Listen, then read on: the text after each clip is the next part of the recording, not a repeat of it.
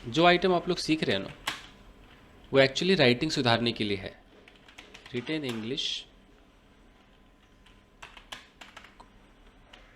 English में लिख देता हूँ, टू मेक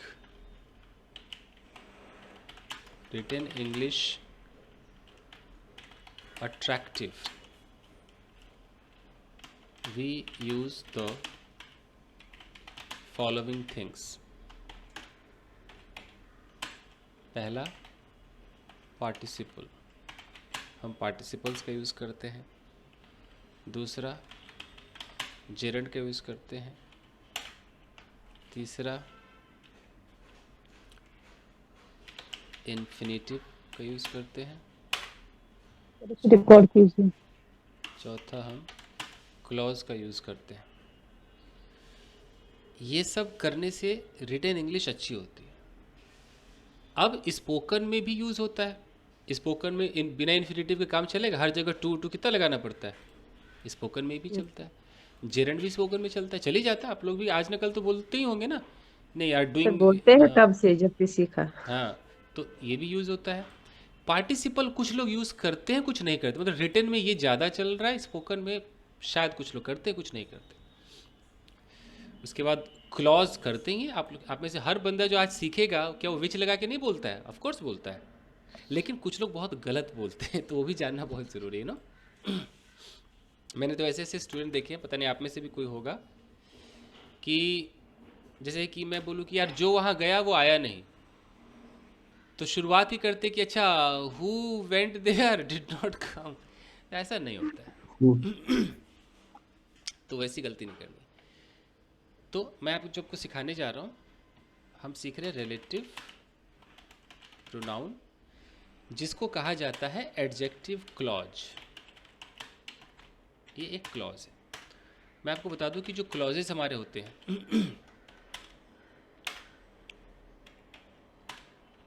एक आपका होता है कोऑर्डिनेट क्लॉज। नाम सुना है किसी ने? नहीं भी सुना होगा तो अब सुन लीजिए। एक होता सुना है, सर, ऑर्डिनेट सब ऑर्डिनेट। एक होता है subordinate clause. Coordinate. Yes sir. तो जो कोऑर्डिनेट क्लॉज है, बहुत ही इजी क्लॉज है। ये बच्चों वाला क्लॉज है। ये बच्चों वाला क्यों है? क्योंकि इसके अंदर जो चीज़ें लगती हैं ना, जो कनेक्टर लगता है, वो कुछ ये लगता है, fan boys. Boys. Fan boys. Fan boys लगते हैं। मतलब एफ का मतलब फॉर, फॉर ए का मतलब एंड, एंड एन का मतलब नॉर, नो बी का मतलब बट बट, बट ओ का मतलब और, और वाई का मतलब सो। येट, एस का मतलब सो। तो ये फैन बॉयज़ है। तो ये क्या, नॉर, इसमें से ज़्यादातर तो लोगों को आता है ना, इसलिए बच्चों वाला है। ज़्यादातर आता है, यस सर। नहीं आता क्या? एंड लगाना किसको नहीं आता है बताओ? बट लगाना किसको नहीं आता है? नॉर शायद बहुत लोगों को नॉर नहीं आता होगा। फॉर, अच्छा ये फॉर भी नहीं आता होगा, ये रीजन वाला फॉर है। एक लोगों को फॉर नहीं आता है, नॉर नहीं आता है। मुझे लगता है येट आता ही होगा। सो का मतलब इसलिए सो आता ही होगा, है ना? और आता ही होगा, और नहीं आता क्या? आता ही। ये यस सर। ये सारे आते हैं लोगों को कि हमें बट लगाना है। मतलब अगर बट नहीं आएगा तो बंदा, मतलब उसे अंग्रेजी सीखने का हक नहीं है। किसको बट नहीं पता है? एक छोटा बच्चा भी कहता है, mamma I will study but not do this work, but किसको नहीं पता है? सबको पता है। तो ये जो कोऑर्डिनेट क्लॉज है, उस बस ये आइटम पढ़ लिया, कोऑर्डिनेट हो गया। और ये आइटम क्या है? कनेक्टर है। क्लॉज का मतलब क्या होता है? एक सेंटेंस और दूसरे सेंटेंस को बीच में जोड़ना, यही होता है ना क्लॉज। इसको जोड़ेगा, दो टुकड़ों को एक टुकड़ा बनाएगा, बस स्टैंडर्ड करेगा। तो ये होगा कोऑर्डिनेट क्लॉज हो गया। उसके बाद जो आपका होता है सब ऑर्डिनेट क्लॉज, ये जो होता है ना, यही मेन होता है। इसको बोलते हैं एकदम टफ। अखबारों में ये सबसे ज़्यादा दिखाई देता है। बहुत ही टफ है ये। कैसे टफ है? इसके अंदर आपका आता है, थोड़ा बुलेट लगा दें, नाउन क्लॉज, नाम तो सर, सुना होगा। सर रिकॉर्डिंग हो रही है ना? आहो जी। एडजेक्टिव क्लॉज, और यहाँ पर आता है एडवर्ब क्लॉज, जिसमें से आज जो आप पढ़ रहे हो, क्या पढ़ रहे हो? Adjective clause. ये पढ़ रहे हो। तो ये पढ़ रहे हो मतलब आप सबसे टफी वाला तो पढ़ रहे हो, सबऑर्डिनेट क्लॉज पढ़ रहे हो आप, यू नो। तो आप क्लॉज पढ़ रहे हो, सोचो क्लॉज पढ़ रहे हो आप, इट्स अ बिग डील। इतना सब कुछ अंग्रेजी में। अच्छा, और इसी को लोग कई भाषा में जानते हैं, मैं बता दूं कि जो कोऑर्डिनेट क्लॉज है, बहुत लोगों को कोऑर्डिनेट क्लॉज नहीं पता, तो कोऑर्डिनेट क्लॉज का दूसरा नाम होता है कंपाउंड सेंटेंस। ये तो सुना होगा, Yes, sir. Yes, sir. सुनो. ये इसका आसान नाम है। और जो आप सीख रहे हो अभी, आप क्या सीख रहे हो, सबऑर्डिनेट सीख रहे हो ना, तो सबऑर्डिनेट क्लॉज को कहते हैं कॉम्प्लेक्स सेंटेंस। नाम तो सुना होगा। Compound Yes, and sir. ये भी complex. सुनो. तो आज जो आप सीख रहे हो उसके दो नाम है, एडजेक्टिव क्लॉज तीन नाम है, एक रिलेटिव प्रोनाउन, एक एडजेक्टिव क्लॉज, और दूसरा कॉम्प्लेक्स सेंटेंस। इसी के नाम है ये, यही है सब। तो हम सीख रहे हैं रिलेटिव प्रोनाउन, जिसका दूसरा नाम हम यहाँ पर रखेंगे एडजेक्टिव क्लॉज, तीसरा नाम ये आ गया कॉम्प्लेक्स सेंटेंस। और अगर कोई क्लॉज के भाषा में जानेगा तो ये कौन सा क्लॉज है, सब ऑर्डिनेट क्लॉज, जो सबसे मुश्किल माना जाता है। सोचो, अब आइए इसको सीखते हैं।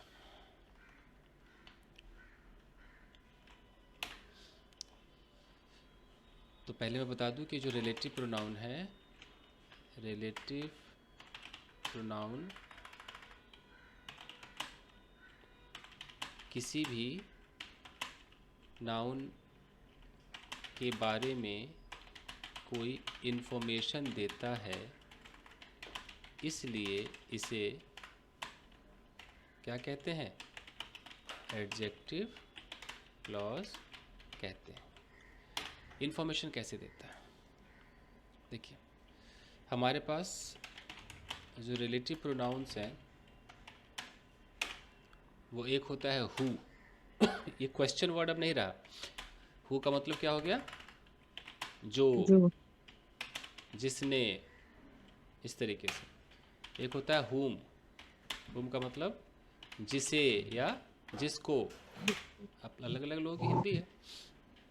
एक होता है हुज, हुज का मतलब क्या हो गया, जिसका, है ना, जिसका, जिसकी, ये हो गया। एक आपका होता है विच, विच का मतलब ये जानवरों के लिए हो गया, निर्जीव चीज़ों के लिए। इसे भी आप जिसे कह सकते हैं। ये सब इसका मतलब सारा मतलब होता है, जिसे भी होता है, जिसको भी होता है, सब होता है। तो ये हो गया आपका। और एक आपका होता है दैट, दैट का मतलब यहाँ पर जो भी है, इसका मतलब जिसको भी है। सिचुएशन कब आएगा कि हम विच लगाएंगे, कब हु लगाएंगे, कब हुम हुज लगाएंगे, यही जानना है, ठीक है। अच्छा, उससे पहले बता दूं कि सब ऑर्डिनेट क्लॉज जो आप सीख रहे हो, सब ऑर्डिनेट क्लॉज हमेशा हमेशा प्रिंसिपल क्लॉज के बाद आता है। कहने का मतलब है, प्रिंसिपल क्लॉज का मतलब होता है कि जो पहला सेंटेंस होगा, पहला जो सेंटेंस होगा, इसको क्या कहते हैं, प्रिंसिपल, इसको बोलते हैं प्रिंसिपल क्लॉज, जिसको दूसरी भाषा में कहते हैं मेन क्लॉज, तीसरी भाषा में कहते हैं इंडिपेंडेंट क्लॉज। अब सोचो कितना नामकरण किया गया, एक ही नाम रख देता। हाँ, क्या कितना जाता है। दुनिया भर, इसी को कोई कॉम्प्लेक्स कह रहा है, कोई प्रिंसिपल कह रहा है, क्या ड्रामा है ये। एक नाम दे दो भाई। और पहले पहले मेन सेंटेंस आएगा सर, हम्म इसी को कहते हैं ना तो principal clause। ये सब किताबी भाषा है। अगर मैं किसी को पढ़ाऊं तो मैं सीधा कहता हूँ भाई ये सब छोड़ो, नामकरण छोड़ो, सबसे पहले आएगा आपका एक सेंटेंस। इस सेंटेंस को बोलते हैं बिना बिना कंजंक्शन वाला, यू नो। Yes, sir. इसमें कुछ भी नहीं होगा, एकदम I love you, I hate you, I am going, इस तरह से होगा। उसके बाद यहाँ पर आपका आएगा वो जो ऊपर जो लिस्ट देखा है ना, विच, और क्या देखा है, who, Who, whom, what, that, ये दैट, this, ये हुज, ये रहेगा, ये आपका कनेक्टर, मतलब ये जोड़ेगा, इसी को कंजंक्शन कहते हैं। कंजंक्शन का मतलब क्या होता है? जोड़ना, ये रहेगा। और इसके बाद आपका फिर एक सेंटेंस रहेगा, ये हुआ स्टाइल, एक सेंटेंस, बीच में ये आइटम, फिर बाजू में एक सेंटेंस। आप समझ गए स्ट्रक्चर? Yes sir. तो इस वाले सेंटेंस को मेन कह लो, प्रिंसिपल कह लो, इंडिपेंडेंट कह लो, और नीचे वाले सेंटेंस को क्या कहोगे? एडजेक्टिव क्लॉज कह लो, सबऑर्डिनेट कह लो, जो मर्जी कह लो, इतना नाम है इसका। अब देखो, तो हम सबसे पहले सीखेंगे इसके अंदर हु। हु का मतलब होता है कि एक इंसान है, ह्यूमन बीइंग के बारे में पहले टुकड़े में, पहले सेंटेंस में, जो प्रिंसिपल है ना, जो मेन है, तो किसी ह्यूमन बीइंग के बारे में पहले सेंटेंस में बात हुई है, उसी के बारे में हु लगाकर एक एक्स्ट्रा इंफॉर्मेशन दे रहे हैं। बस अगर मैं एक सेंटेंस बोलता हूं, आई लव द गर्ल, यानी कि मैं उस लड़की से मोहब्बत, इश्क, क्या बोलते हैं उर्दू में? मोहब्बत, इश्क भी उर्दू है ना, इश्क का। हाँ यस सर। तो मैं उस लड़की से मोहब्बत करता हूँ, आई लव दैट गर्ल या द गर्ल। अब मुझे जी, अब मुझे ये जो लड़की है ना, यही इंसान है ना, ह्यूमन बीइंग। देखो मैंने क्या लिखा है, ह्यूमन बीइंग। Yes sir. अब इस ह्यूमन बीइंग के बारे में मुझे एक इन्फॉर्मेशन देना है। वही लड़की जो रोज पार्क में मुझसे मिलती है, वही लड़की जो मैकडोनल्ड में काम करती है, वही लड़की जिसे कल गुंडों के द्वारा छेड़ा गया था। मैं कुछ भी इन्फॉर्मेशन दे सकता हूँ ना, एनी इन्फॉर्मेशन। सिर्फ इन्फॉर्मेशन देना है मुझे, एक्स्ट्रा इन्फॉर्मेशन देना है। किसके बारे में देना है? लड़की के बारे में देना है। तो वो इन्फॉर्मेशन देने के लिए मैं बीच में कनेक्टर लगाऊंगा। वो कनेक्टर मेरा क्या होगा? हु होगा। तो बस मुझे हु लगाना है। हु लगा दिया, आई लव द गर्ल हु। अब मुझे बताना है कि वो लड़की में हु लगाने के बाद उस लड़की के बारे में क्या मैं कहना चाहता हूँ। वो जो डांसर है, वो जो जिसके पास पैसा है, स्टेट ऑफ बीइंग भी लग सकता है यहाँ पर। क्या क्या लग सकता है? स्टेट ऑफ बीइंग भी लग सकता है, स्टेट ऑफ पोजीशन भी लग सकता है, और एक्शन भी लग सकता है, और पैसिव भी लग सकता है, अब आपके ऊपर पे क्या कहना चाहते हो, बताओ क्या क्या लिखूं? आप ही बताओ, किस लड़की से मैं इश्क करता हूँ? जो बहुत खूबसूरत है। जो बहुत खूबसूरत है, ठीक है। Who is very beautiful. तो आई लव द गर्ल, मैंने स्टेट ऑफ बीइंग लगा दिया कि हु इज वेरी ब्यूटीफुल। हो गया, बनकर तैयार हो गया। अब मुझसे कोई पूछे कि ये जो सेंटेंस है, इसमें ये वाला पार्ट क्या है, तो इस पार्ट का नाम है आपका, इसको रिलेटिव प्रोनाउन भी कहेंगे और इसको एडजेक्टिव क्लॉज भी कहेंगे। यही है वो एडजेक्टिव क्लॉज, हु से लेकर यहाँ तक। इस हु का मतलब कौन नहीं है। जैसे मैं एक सेंटेंस बोलता हूँ कि yesterday I met a guy। अगर मैं यहाँ पे फुल स्टॉप दे दूं तो मेरा सेंटेंस तो हो गया ना। ये कल मैं एक लड़के से मिला, एक आदमी से मिला, इजंट इट क्लियर? मिला। अब मैं इस लड़के के बारे में एक इन्फॉर्मेशन भी देना चाहता हूँ, मुझे थोड़ा सा इन्फॉर्मेशन देना है। अब मैं क्या दूं? मैं state of being, position, action कुछ भी बोल सकता ना। वो लड़का, मैं एक लड़के से मिला जो सिगरेट पी रहा था, हो सकता है ना। Yes sir. मैं एक लड़के से मिला जो बुरी तरह रो रहा था। मैं एक लड़के से मिला जिसके पास एक गन थी, एक्स्ट्रा इन्फॉर्मेशन। तो अब मैं क्या करूंगा कि yesterday I met a guy जो रो रहा था, who was crying। देखो मैंने यहाँ पर यूज कर लिया। मैं और बोलूँ कि yesterday I met a guy जिसके पास एक गन थी, who had a gun। तो यहाँ पर मैं जो बोलूंगा वो एक एक्स्ट्रा इन्फॉर्मेशन होगा। ठीक है अमेरिकन सर, समझ में आ रहा है? हाँ सर, समझ में आ रहा है। एक्चुअली पहले मैं सोचता था कि एडजेक्टिव जो है हमेशा छोटा मोटा ब्यूटीफुल पहले लगता है, अच्छा लेकिन होगा। हाँ वही, लेकिन एडजेक्टिव कहीं भी लग सकता है as long as describes the information है। जी। ठीक है। क्लॉज के अच्छा अंदर जो एडजेक्टिव है वो इसके लास्ट में लगता है, देख रहे हो? अच्छा लास्ट में अच्छा लगता है, हाँ इसके इधर लग रहा है। यस यस इतना गुड प्यारा है ये। गुड जैसे मैं बोलूँ यप कि आई लव माई स्टूडेंट्स, तो इससे तो पता चलेगा कि मैं अपने विद्यार्थियों से प्रेम करता हूँ, प्यार करता हूँ, इश्क मोहब्बत सब करता हूँ, टीचर वाला इश्क। ये हो गया। अब मुझे डबल वाला नहीं, यस डबल यस, मीन वाला नहीं। हाँ नहीं, कुछ लोग बदनाम करते हैं ना टीचर को भी, ले इधर उधर खींचते रहते हैं, नहीं नहीं। तो आई लव माई स्टूडेंट्स, मुझे उनसे प्यार है। अब मैं स्टूडेंट्स के बारे में कोई एक्स्ट्रा इन्फॉर्मेशन देना चाहूँगा तो मैं यहाँ क्या लगाऊंगा? स्टूडेंट्स मेरे इंसान है ना, तो हु लगाऊंगा मैं, यू नो, मैं यहाँ यस पर सर। हु लगाऊंगा। पहले तो मैंने ये बोल दिया, मेरे मन में आया मैं कुछ एक्स्ट्रा कह दूँ कि आई लव माई स्टूडेंट्स जो रोज़ मेरा इंतज़ार करते हैं, तो हु ओ wait for me waiting for me daily, everything daily, वो जो जो मुझसे कोऑपरेट कुछ मी, सीखना चाहते हैं। आई लव माई स्टूडेंट्स जो मुझसे कुछ सीखना चाहते हैं, who want to learn want to something from something from me. मी।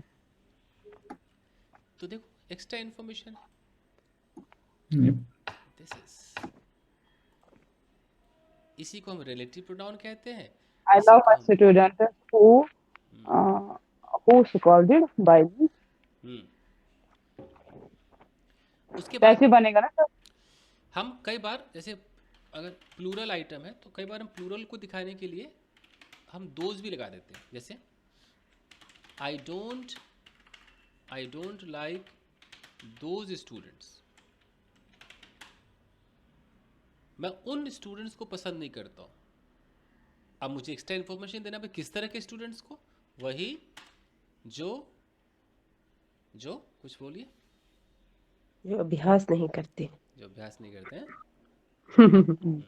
अभी हाँ। who don't work hard yes,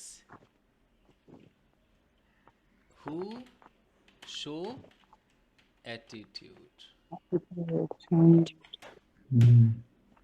मैं उन विद्यार्थियों को पसंद नहीं करता जो एटीट्यूड दिखाते हैं।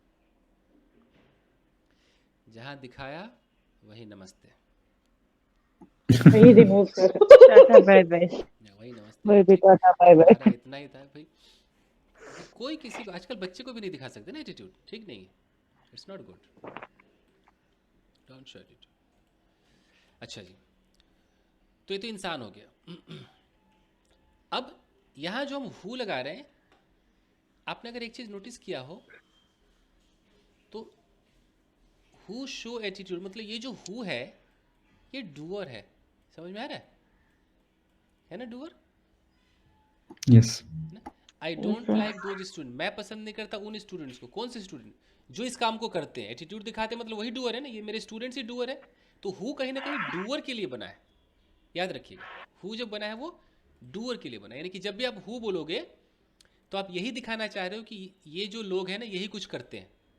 ऐसे अगर मैं बोलूँ कि मैं उन महिलाओं को पसंद नहीं करता हूँ, आई डोंट लाइक दोज वीमेन, अब मैं हु बोलूँगा तो हु के बाद मैं यहाँ पर जो लिखूँगा उस काम को परफॉर्म कौन करेगा? ये वुमेन ही कर रही है ना। Yes sir. यानी कि जब हम हु लगाएंगे तो हु ये साबित करता है कि आप इनके बारे में जो दिखा रहे हो, आप यही दिखा रहे हो कि ये महिलाएं या ये लोग कुछ करते हैं, या तो इनके पास कुछ है, या ये बीमार हैं। State of being, position, action, यही डूअर है। तो मैं बोलूँ कि मुझे वो महिलाएं पसंद नहीं है जो अपने पतियों को डांटती है। तो I don't like those women who is scold their और देयर हस्बैंड, फ्रेंड्स, तो यहाँ पर डांटने का काम कौन कर रहा है, पति की विमेन? वुमेन। women तो इससे ही साबित होता है कि हु जब भी आएगा तो हु किसको रिप्रेजेंट करेगा? डूअर के लिए आएगा। लेकिन जब हमें हुम लगाना हो, हुम जब भी आएगा तो हुम किसको रिप्रेजेंट करता है? रिसीवर को। मैं साबित कर रहा हूं मैं क्या कहना चाह रहा हूं एक्चुअली। अब मैं कह रहा हूं आई लव अ गर्ल, मैं यार एक लड़की से प्रेम करता हूं। अब मैं यहां पर लगा रहा हूं hmm I see every day in the park, in the park. जैसे मैंने हुम लगाया, अब बताओ कि क्या हुम लगाते ये लड़की डूअर हुई कि डूअर मैं हूं? No, ध्यान दो तो, मैं हूँ सर, है ना? और मैं हूँ, और जिसे तो मैं पार्क में देखता हूँ। है ना? तो और मैं पार्क में देखता हूँ तो मेरा देखना रिसीव किसको होता है? लड़की को जाता है, मेरी जो है ना। तो कहीं ना कहीं हुम लगाते डूअर कोई और होगा, जिसके बगल में आप लगा रहे हो ना, ये रिसीवर बन जाएगा। अब ये डूअर नहीं रहा, अब क्या बन गया? ये रिसीवर बन गया। रिसीवर। तो आप हुम तभी लगाना जब डूअर कोई और हो, मतलब यहां आपको एक डूअर लगाना पड़ेगा, अलग से डूअर लगाना पड़ेगा। जैसे मैं बोलूं कि मैं उस लड़के से, या मैं ऐसे बोलूं, देख लो, there is a girl whom no one loves. क्या मतलब हुआ इसका? एक गर्ल है जिसे कोई पसंद नहीं कर, लव नहीं करता है। तो मैंने यहाँ पर whom लगाया, मैंने who क्यों नहीं लगाया? मैं who लगाता तो लड़की किसी से प्यार नहीं करती, whom लगाया तो कोई और डूअर है। देख रहे हो, डूअर कौन है? No Yes, one. no और one. कोई और लड़की कौन है? रिसीवर। ये प्यार इधर इधर जा रहा है, कोई लड़की से प्यार नहीं करता। तो हु जब भी लगाओगे तो इसी बंदे के कारनामे दिखाओगे, हुम लगाओगे तो कारनामा करने वाला कोई और होगा, और रिसीव करने वाला कौन होगा? ये होगा। यही डूअर।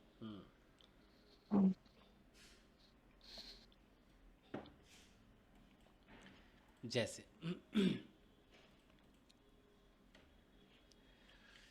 मैंने बोला कि the girl whom any boy teases can come to me anytime to seek help। क्या मतलब हुआ इसका? लड़की डूअर कि लड़की रिसीवर, बस इतना बता दीजिए, रिसीवर। रिसीवर। है ना? रिसीवर होगा सर। है ना? रिसीवर है। लड़की डूअर कौन हुआ? ये बॉय। Any boy. बॉय। तो अगर मुझे इस वाले नाउन को, अगर मुझे रिसीवर घोषित करना है, डूअर किसी और को दिखाना है, तो यहाँ हु लगेगा कि हुम लगेगा? हुम लगेगा। समझ गए ना? मतलब क्या हुआ कि वो लड़की जिसको कोई भी लड़का टीज करता है, वो मेरे पास आ सकती है कभी भी मदद मांगने के लिए, है ना? के लिए। To yes sir. Seek help. ऐसे यूज करते हैं रिलेटिव प्रोनाउन का। तो कोई बोले कि फिर इसमें एडजेक्टिव कौन हुआ, तो हम इंफॉर्मेशन तो इसी लड़की के बारे में दे रहे हैं, ये वाला whom any boy teases, ये जो है यही एडजेक्टिव है। तो ये साबित हो गया कि हम, ये जो नाउन है, इस नाउन के बगल में अगर हम हु लगा देंगे तो ये नाउन क्या बन जाएगा? डूअर। और इस नाउन के बगल में अगर हम हुम लगा देंगे तो ये नाउन क्या बन जाएगा? रिसीवर। और डूअर मेरा कोई और होगा, डूअर एक अलग से व्यक्ति होगा। इतना फर्क याद रखिएगा। तो ये भी थोड़ा मेंशन कीजिए, हु और whom ना, रिसीवर। यही तो तब से कह रहा हूं मैं। नहीं, मेंशन करेंगे ना तो फिर मतलब याद रहेगा। ऐसे लिखूं? यस सर, आहो जी। ऐसा? तो आपका नाउन के बगल में अगर हु आ गया तो यहाँ यस सर, पर जो नाउन इज अ होगा डूअर। डूअर, इधर लिखते हैं। ये मैं इसलिए बता रहा हूँ कि मुझे लगता है बताना बहुत ज़रूरी है, पता होना चाहिए। नाउन के बगल में अगर आप हुम लगाओगे तो क्या हो जाएगा? Noun is a receiver, receiver, and there is another doer who performs the action। अब तो क्लियर है? कोई और डूअर है जो एक्शन को परफॉर्म करता है। एग्जाम्पल यहीं पर देख लेते हैं बैठे बैठे। अगर मैं कहता हूँ I love a girl who comes to park daily, यहाँ पर अ की जगह मैं द कर रहा हूँ क्योंकि लड़की को मैं खास बना रहा हूँ, तो यहाँ द कर रहा हूँ। I love the girl who comes to park daily. जैसे मैंने यहाँ पर हु बोला तो ये मेरा नाउन है। अब ये नाउन डूअर है कि रिसीवर है? सोचो सोचो। डूअर। डूअर तो यहाँ पर जो गर्ल है वो डूअर है, डूअर क्योंकि पार्क जाने का काम वही करती है, तो मैं हु लगाऊंगा। और मैं यहाँ पर अगर लिखता हूँ I love the girl whom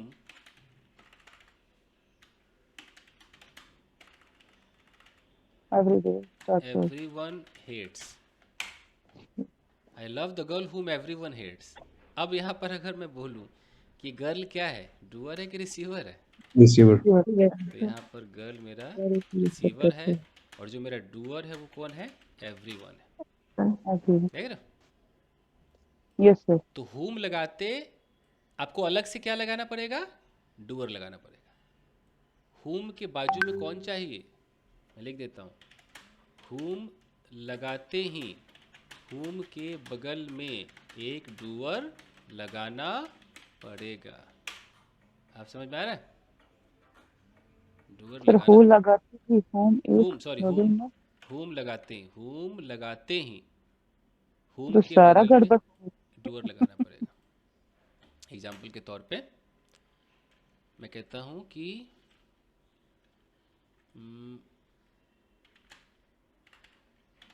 the lady whom, अब मैंने whom बोला, whom बोलते ही मुझे यहाँ पर क्या चाहिए, यहाँ पर एक डूअर। डूअर चाहिए ही चाहिए।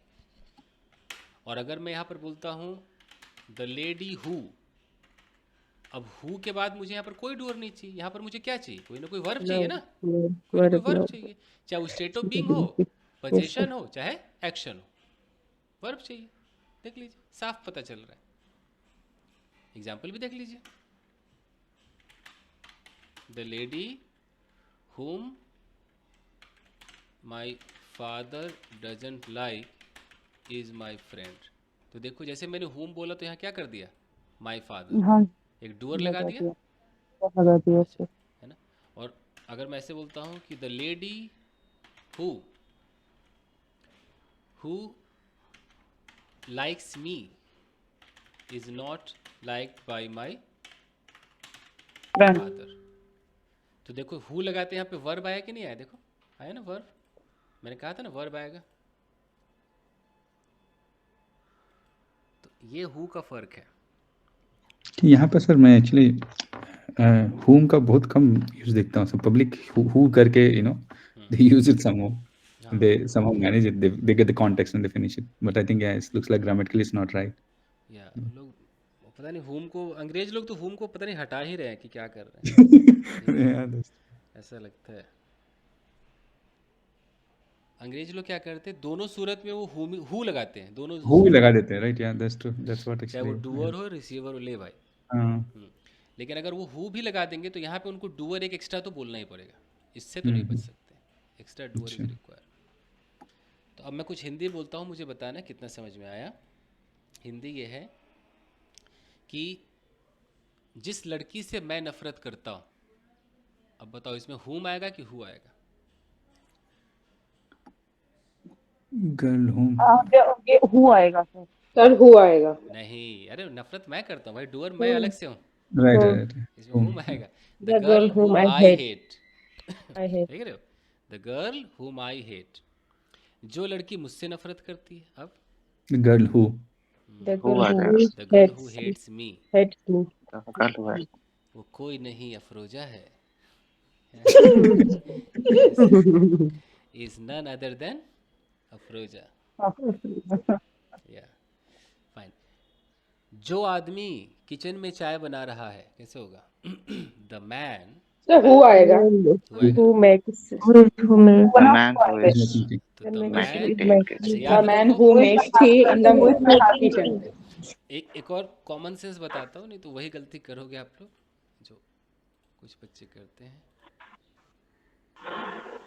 कि कभी भी अगर हिंदी में आपके मन में आए कि जो आदमी, तो जो का यहाँ पे हु नहीं करना है, ऐसा नहीं कि हु मैन कर दो, गलत है, आपको द लगाना है ना, द मैन हु, अब जाके करेक्ट हुआ। आप अगर हु मैन कर दोगे तो ये रॉन्ग हो जाएगा।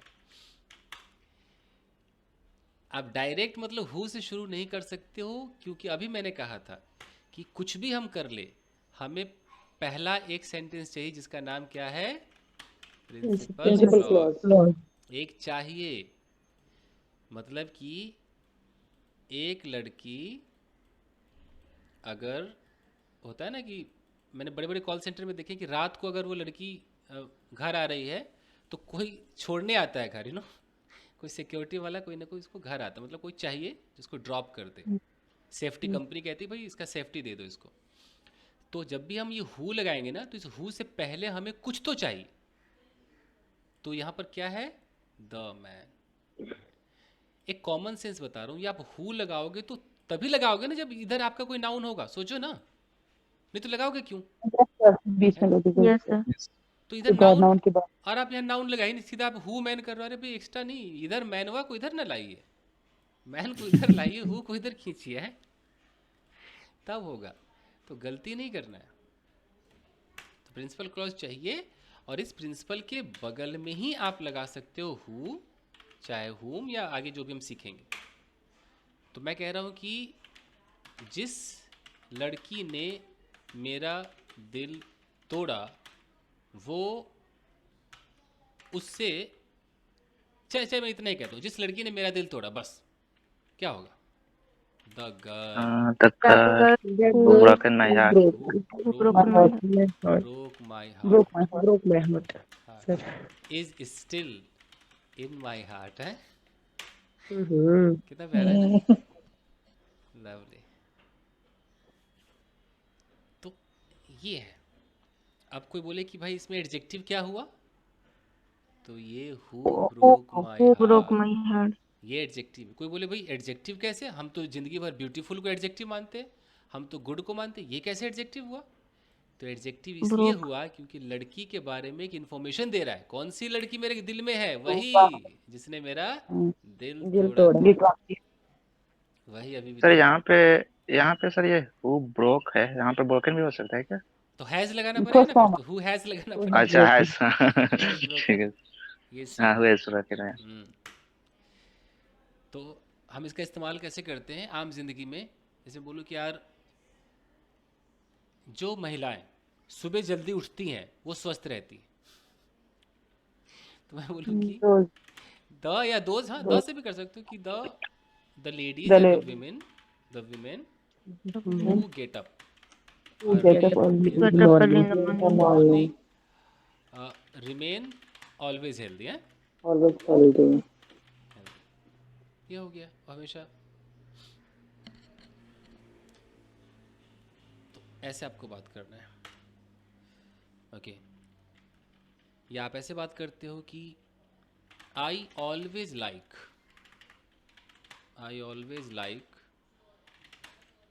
Those kids.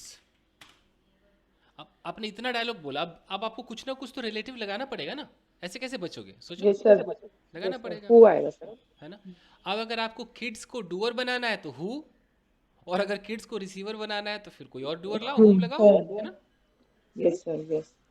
तो मैं हमेशा उन बच्चों को पसंद करता हूँ जो माँ बाप की बात मानते हैं।